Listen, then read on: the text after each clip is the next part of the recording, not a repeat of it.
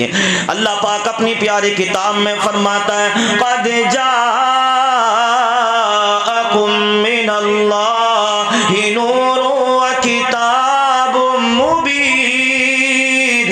اللہ پاک اپنی کتاب میں فرماتا ہے تحقیق کے آ گیا اللہ کی طرف سے تمہاری طرف ایک نور اور روشن کتاب۔ اللہ اکبر اللہ اکبر۔ اللہ پاک نے اپنے نبی کو نور بنایا، کہہ دو سبحان اللہ۔ آگے سے لے کے پیچھے تک ہاتھوں کو اٹھا کر کہہ دیں یا رسول اللہ۔ اللہ پاک نے اپنے نبی کو نور بنا کر بھیجا، سبحان اللہ۔ اپنے ذہنوں کو قریب کر لو، اب میری باتوں کو ذرا غور سے سننا۔ اے آقا کے دیوانوں، یہاں پر آنے والوں، ذرا ذہنوں کو قریب کر لو، موضوع کی طرف پلٹ کر آ رہا ہوں۔ اللہ پاک نے فرمایا او لوگوں، میں نے اپنے نبی کو نور بنا کر بھیجا۔ کیسا نور؟ تو علامہ عبد الرحمن ابن جوزی کہتے ہیں وآدم طیب علیہ، حضرت آدم کی توبہ میرے نبی کے صدقے سے ہی قبول ہوئی، کہہ دو سبحان اللہ۔ اللہ اکبر اللہ اکبر۔ یہی نہیں، جب طوفان نوح آیا تھا، حضرت نوح کشتی کے اندر سوار تھے، قریب تھی کہ جناب نوح کی کشتی پانی کے تھپیڑوں میں پھنس جائے اور وہ کشتی ڈوب جائے، مگر اسی عالم میں حضرت نوح علیہ السلام نے پکارا وَنُوحٌ فِي الْفُلْكِ تَوَسَّلَا، حضرت نوح علیہ السلام نے کشتی کے اندر میرے نبی کے وسیلے پر ہی اعتماد کیا تھا۔ وَيُونُسَ فِي الدُّعَاءِ عَلَيْهِ أَوَّلًا، حضرت یونس علیہ السلام مچھلی کے پیٹ کے اندر تھے، کوئی راستہ نظر نہیں آتا تھا، مگر وہاں پر ایک صدا آئی تھی، او یونس میرے پیارے پیغمبر محمد کو پکار لے، مچھلی کے پیٹ سے آزادی مل جائے گی۔ اللہ اکبر۔ حضرت یونس نے مچھلی کے پیٹ میں پکارا، اللہ محمد کے واسطے مچھلی کے پیٹ سے رہائی دے دے۔ اللہ پاک نے حضرت یونس کو مچھلی کے پیٹ سے باہر نکال دیا۔ اللہ اکبر اللہ اکبر۔ وَإِدْرِيسَ بِسَبَبِهِ رَفَعَهُ، قرآن کہتا ہے وَرَفَعْنَاهُ مَكَانًا عَلِيًّا، اللہ کا قرآن کہتا ہے ہم نے ادریس کو بلند مرتبہ عطا فرمایا، ہم نے ادریس کو بلندی عطا فرمائی۔ علامہ عبد الرحمن ابن جوزی کہتے ہیں وَإِدْرِيسَ بِسَبَبِهِ رَفَعَهُ، حضرت ادریس کو یہ بلند مقام میرے نبی کے صدقے سے ہی ملا، کہہ دو سبحان اللہ۔ اللہ اکبر اللہ اکبر۔ نار ابراہیم باحمد قد احمدت، اللہ اکبر۔ حضرت ابراہیم علیہ السلام کو نار نمرود میں ڈالا گیا، آگ آسمان سے باتیں کر رہی تھی، اوپر سے گزرنے والا پرندہ بھی جل کر اللہ اکبر خاک ہو جاتا تھا۔ اللہ اکبر۔ حضرت ابراہیم کو نار نمرود میں ڈالا گیا، نار ابراہیم باحمد قد احمدت، اللہ اکبر۔ حضرت ابراہیم علیہ السلام پر نار نمرود میرے نبی کے صدقے سے یہ ٹھنڈی ہوئی تھی۔ علامہ عبد الرحمن ابن جوزی کہتے ہیں لولاہ زادت فی الوقوع سعیرا، اگر حضرت ابراہیم علیہ السلام نار نمرود کے اندر میرے نبی کے وسیلے پر اعتماد نہ کرتے، اگر ابراہیم کی پیشانی میں پشت میں اگر میرے نبی کا نور جل وگر نہ ہوتا، اللہ اکبر، آگ اور زیادہ بھڑکتی، آگ اور زیادہ تیز ہو جاتی۔ اللہ اکبر۔ لولاہ زادت فی الوقوع سعیرا، حضرت ابراہیم علیہ السلام پر وہ نار نمرود میرے نبی کے صدقے سے گر ٹھنڈی ہوئی ہے۔ بشراکم یا امت الہادی بھی، اے ہدایت کرنے والے نبی کی امت، تمہیں مبارک ہو مبارک ہو۔ اللہ نے ید اللہ کے ہاتھ والا، اللہ نے وجہ اللہ کے چار تاج والا، اللہ نے وجہ اللہ کے چہرے والا، یاسین کے تاج والا ایسا پیارا پیغمبر عطا فرمایا ہے، ایسا پیارا پیغمبر اللہ نے تمہیں عطا فرمایا ہے کہ اگر وہ پیارا نبی میدان محشر میں اللہ کی بارگاہ میں سجدہ کرے گا تو نیکوکار اپنے گناہگار امتیوں کو بھی اپنے ساتھ جنت میں لے جائے گا۔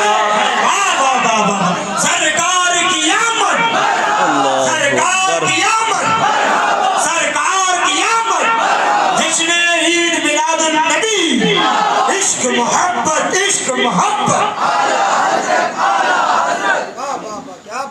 اچھا سمجھ میں آ رہی ہے کہ بات؟ اڑ تو نہیں رہی ہے؟ باؤنس تو نہیں لگ رہا؟ کتنے نوجوان بیٹھے دیکھو اس محفل میں، یہاں سے کچھ لے کر جاؤ۔ بچے بہت پیدا ہوئے، قیامت تک ہوتے رہیں گے، مگر جیسے میرے نبی کی پیدائش ہے کسی کی ہو نہیں سکتی۔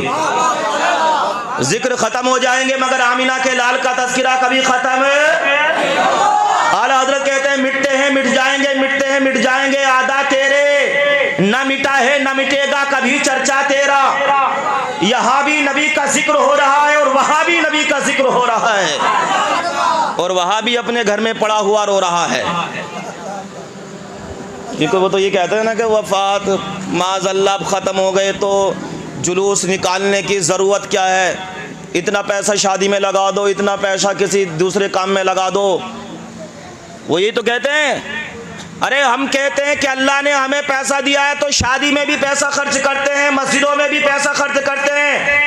یہ سارا پیسہ تو آمینہ کے لال کے صدقے نہیں دیا، صدقے سے ہی ملا۔ نبی نہیں ہوتے مسجد نہیں ہوتی، نبی نہیں ہوتے شادی نہیں ہوتی، نبی نہیں ہوتے ہم نہیں ہوتے، تم بھی نہیں ہوتے، کوئی بھی نہیں ہوتا۔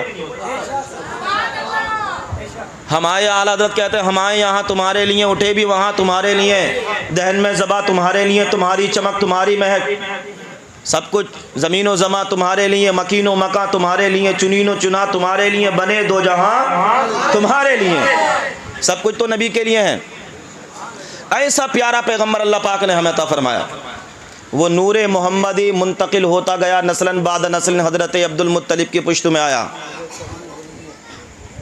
اور وہاں سے منتقل ہو کر حضرت عبداللہ کی پیشانی میں نور محمدی جلوگر ہو گیا، اور جب حضرت عبداللہ کی پیشانی میں نور محمدی آیا سبحان اللہ، تو حضرت عبداللہ کی پیشانی میرے نبی کے نور کی وجہ سے چمکا کرتی تھی۔